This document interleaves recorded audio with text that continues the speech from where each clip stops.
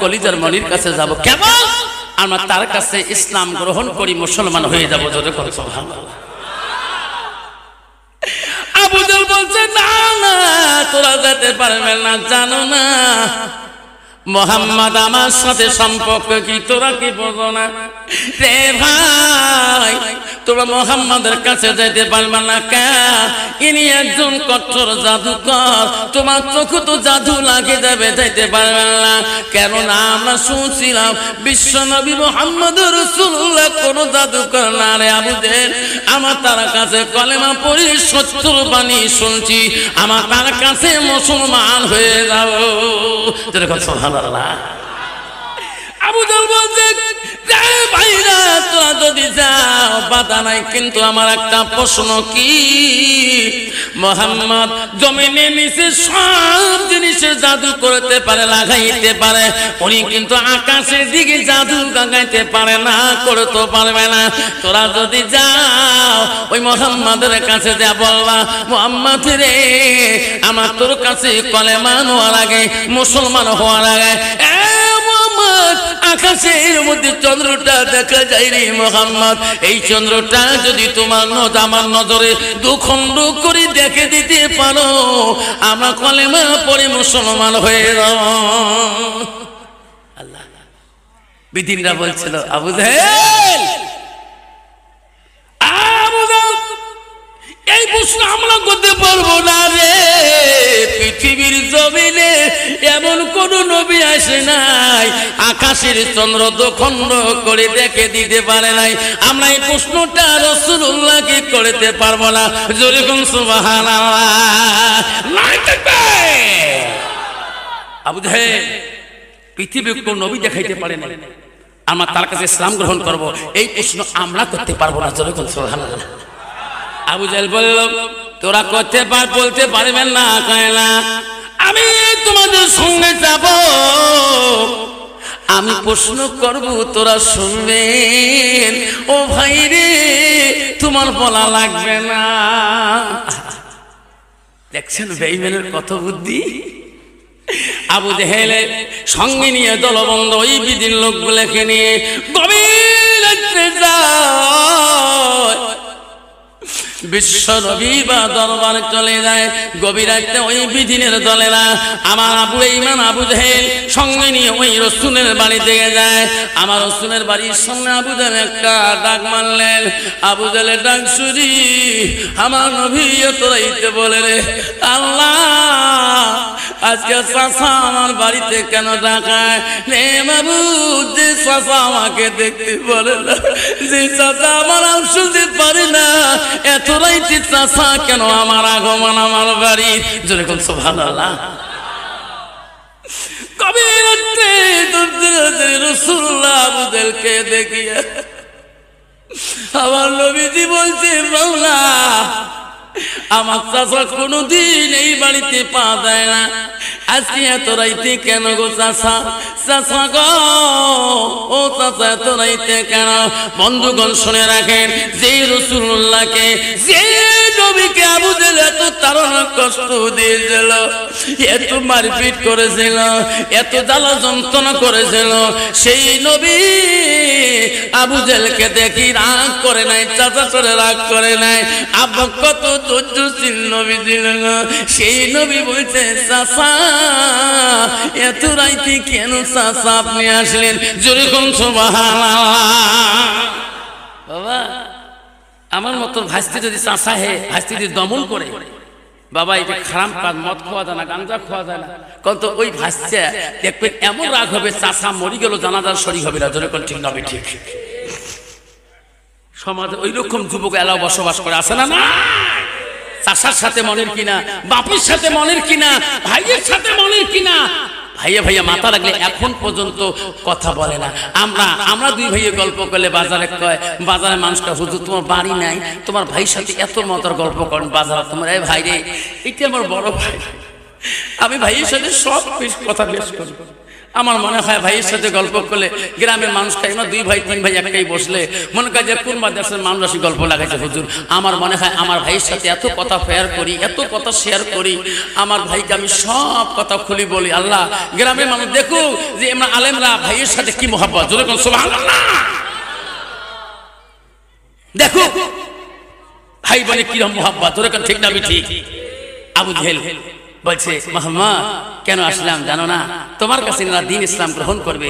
এনাদের একটা প্রশ্ন কি চাচা, প্রশ্ন কি? রে মুহাম্মদ, আকাশের চন্দ্রটা তোমার নজরে দেখা যায় কালা মুহাম্মদ রে, এনাদের নজরে আকাশের চন্দ্রটাকে যদি দুখণ্ড করে যদি দেখে দিতে পারো ও মুহাম্মদ তোর কাছে ইসলাম গ্রহণ করবে, এই প্রশ্নটা করলাম। আব্বা সালাম কষ্ট মনে করবেন না, কেউ যাবেন না শোনারা। বিশ্ব নবী আমার নবী বাবুদের দরবারে কান্না, বাবু এই কঠিন প্রশ্ন চাচাদি কোনদিন করে নাই, আকাশের চন্দ্রটাকে দুখণ্ড করে দেখাইতে হবে। মাবুদ গো তুমি আমাকে শক্তি দাও। আল্লাহ বলে জিবরাইল রে আমার হাবিবকে দেয়া বলিয়ে দে, আমার হাবিবের চোখের পানি আমার কাছে বড় দামি।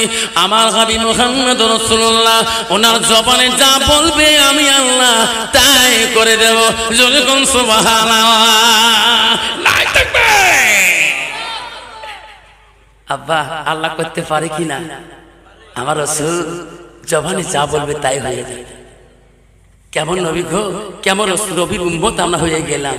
আল্লাহ যে নবী বিশ্ব রাসূল বলেন চাচা আসেন কোথা থেকে আসেন, আমার সঙ্গে আসেন। আমার সোনার নবীজি সঙ্গে করে বিদিন রেখা বদলকে সঙ্গে নিয়ে যায়।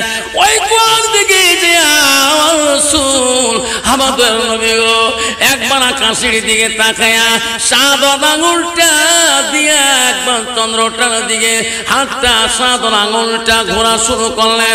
ঘোরার সাথে সাথে আকাশের চন্দ্রটা দুখণ্ড হয়ে যায়। জোরে কোন সুবহানাল্লাহ।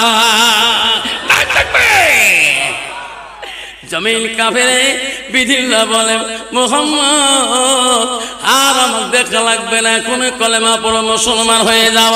আবু জাহল বলছে না না না না এখন পড়বেন না, আকাশের চন্দ্র দুখণ্ড করেছে, এখন যদি একত্র করে দিতে না পারে তাহলে তো আমরা গ্রহণ করব না।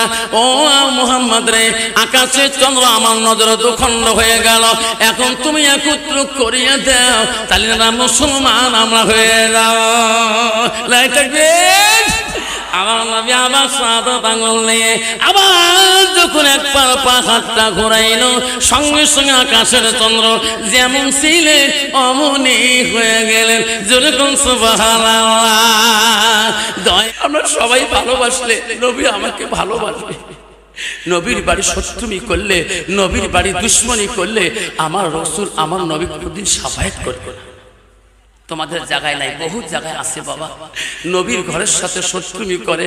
আব্বারে খবরদার, এই নবীর বাড়ি এই ইসলামের কেন্দ্রের মধ্যে কেউ যদি শত্রু করে শোনা মনে রাখি, যেখানে কোরআনের আলোকিত হয়, কোরআনের নূর জ্বলে, যেখানে কোরআনকে হিফজ করা হয়, আল্লাহ একটা তালি ইলম বাদশা, আল্লাহ রাসূল হাদিস বলেছে একটা তালি ইলম রাস্তা যখন যে রাস্তা দিয়ে চলিয়ে যায়, পথ দিয়ে চলে যায়, ওই এলাকার রাস্তা যদি একটা কঠিন কবরও থাকে আল্লাহ 40 দিন ধরে কবরটাকে মাফ করে দেয়। জোরে কোন সুবহানাল্লাহ, জোরে কোন সুবহানাল্লাহ।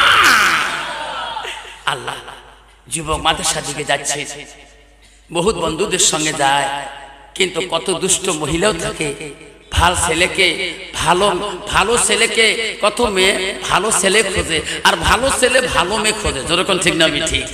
আব্বা পৃথিবীতে একজন আল্লাহ এমন একজন নবী রূপ দিয়েছেন যার রূপে মহিলারা পর্যন্ত পাগলে মোহিত হয়ে গেছেন, যার রূপে ছেলেকে মোহিত হয়েছে। যেরকম সুবহানাল্লাহ।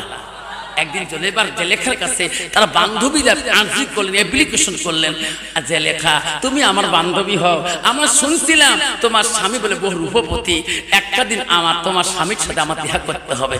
জেলেখা বলছে না না, আমার স্বামী আল্লাহওয়ালা, ইনি একজন নবী, ইনি বিনা পারমিশনে কোনো মহিলার সাথে কথা বলে না। যেরকম সুবহানাল্লাহ। দেখো বান্ধবী, তুমি আমার কেমন বান্ধবী, একটা দিকে কথা বলা যাবে না। জেলেখা বলছে কথা বলতে পারবেন না, দেখতে পারবেন, কিন্তু কাজে ব্যস্ত থাকতে হবে। আপনার নিয়ত হবে আমার বিয়ের একটা আইটেম করব, ওই আইটেমে আপনার আসতে হবে, কাজের মধ্যে ব্যস্ত থাকতে হবে, কাজ করতে হবে। আমার স্বামী বুঝবে ইনার বাড়ির কাজ কর, বাড়ির কর্ম করতেছে, কিন্তু যদি নিয়তে থাকেন দেখবো তার দেখা দিবেন। ঠিক আছে কাজ করব, সব মেয়েরা কাজ লাগিয়ে দিছে, আমি এই রুম থেকে ওই রুমে নিয়ে যাব। জেলেখা সমস্ত বান্ধবী, কেউ কেউ দিছে আলু করতে, কেউ দিছে পেঁয়াজ করতে, যা যেটা লাগে দেওয়া লাগে, ব্যস্ত থাকো।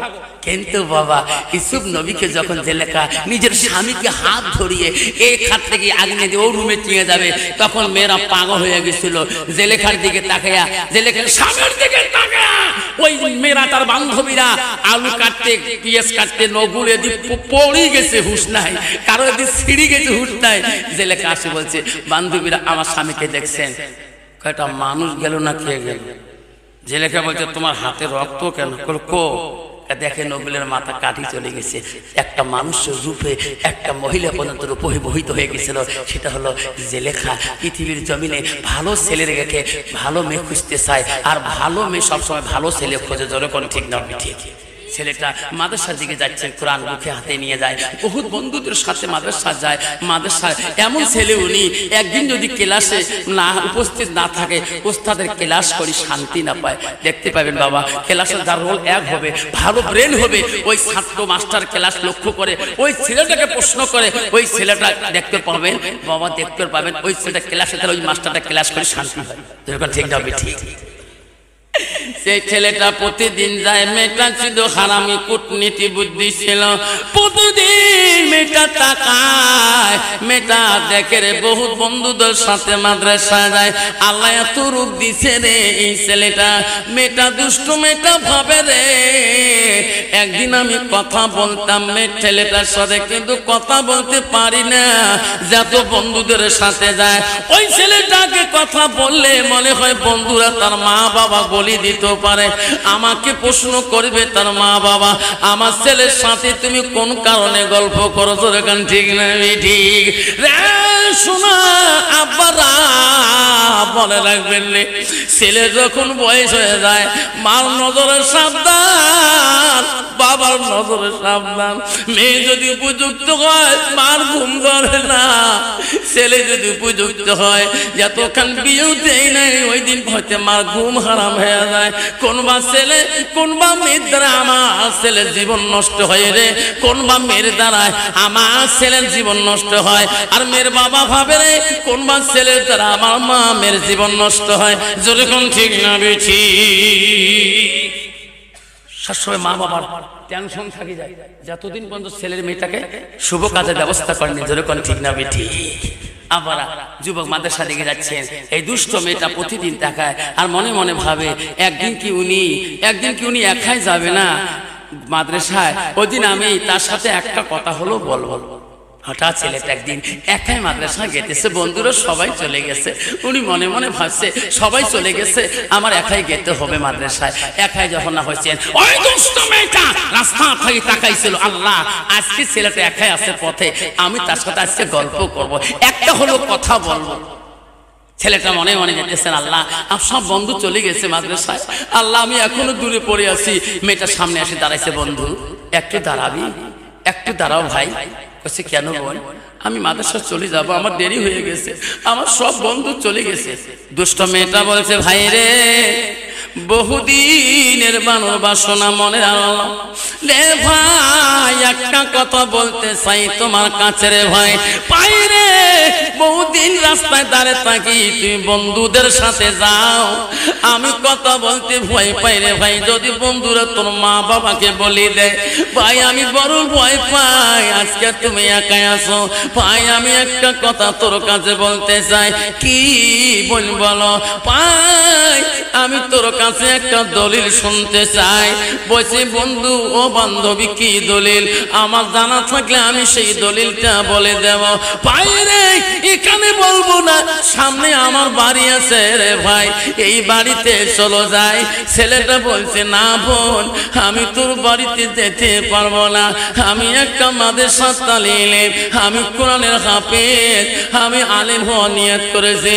ও বোন, গ্রামে যদি তোর বাড়ি একাই যায়, কোনো মানুষ নাই, গ্রামের মানুষ পাড়ার মানুষ খারাপ হবে। বোন তোমার কি প্রশ্ন আছে এখানে বলো, আমার যদি জানা আছে জবাব দেব, জানা না থাকিলে আমি জবাব দেব না। ঠিক না ঠিক বাবা? নারীদের ভিতরে এলেম কালাম না থাকলে একটা নারী একটা আল্লাহওয়ালা লোক পর্যন্ত বহুত কিছু করে দিতে পারে। যেরকম ঠিক না ঠিক?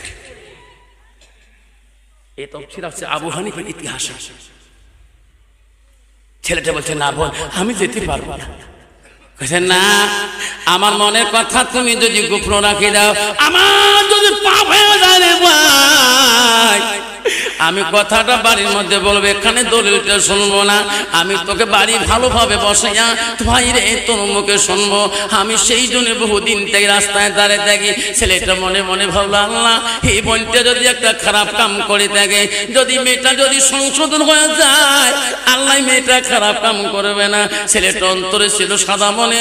ছেলেটা বললো বোন তাড়াতাড়ি চলো, কি দলিল শুনতে হয় আমাকে বলো।